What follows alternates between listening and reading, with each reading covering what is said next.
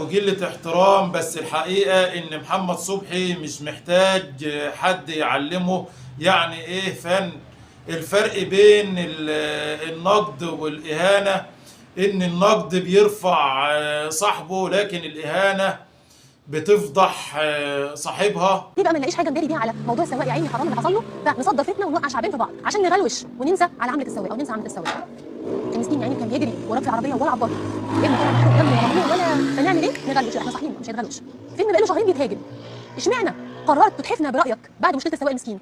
ما اتحفتناش بهذا الراي العظيم ليه قبل موضوع السواق؟ لا اسكت الله لك حسك، ما سمعناش حسك ليه؟ احنا عايزين نطمنك اننا مش هننسى موضوع السواق ولا المنظر الغير انساني اللي شفناه ومصر كلها شافته، وانه لما نحب نداري على قصه زي قصه السواق كده نشوف قصه ثانيه نتكلم فيها. ياسمين بتتكلم نفس كلام عمرو أديب، وكأن الكلام واحد اللي متوزع عليهم هما الاثنين، لأن في النهاية الكفيل واحد. تلزم حدودك وتلتزم بالآداب العامة والأخلاق والقيم العامة اللي احنا اتربينا عليها. حطي على خيبتك باجور يا أم. اتوكسي يا اختي، انا لو مكانك اتوكس. اعرف بتقول ايه وما تقولش ايه، لانه عيب عيب عيب عيب عيب. كلام ده عيب وانا بقول لك كلام سكس. مضموزيل الكلب عمره ما يتعب.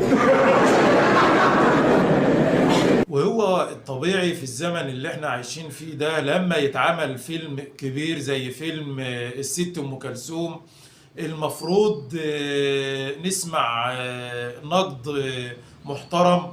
ولما ندور على النقد المحترم البناء هنسمع نقد مين غير الفنان الكبير محمد صبحي اللي عاصر الست أم كلثوم. ام كلثوم طلعوا عليها انها بخيله، مفيش اكرم من السيده ام كلثوم. يعني من الاخر يا جماعه، لما يتعمل فيلم زي فيلم الست، وده فيلم بيعبر عن الهرم الرابع عندنا في مصر، لما نحب نسمع اراء هنسمع اراء مين؟ وهنسمع نقد بناء مين غير فنان زي الفنان الكبير محمد صبحي؟ ما هو احنا مش هنسمع نقد مثلا من الاستاذ عمرو اديب، ولا من الاستاذه ياسمين، ولا حتى من الكفيل اللي مشغلهم. هو الطبيعي ان احنا نسمع نقد محترم من فنان زي الفنان له قيمه وليه تاريخ زي الفنان محمد صبحي، ونستغل وجوده. دي فنان من الفنانين القدام اللي عصروا الست ام كلثوم، ومن حقه ان هو ينتقد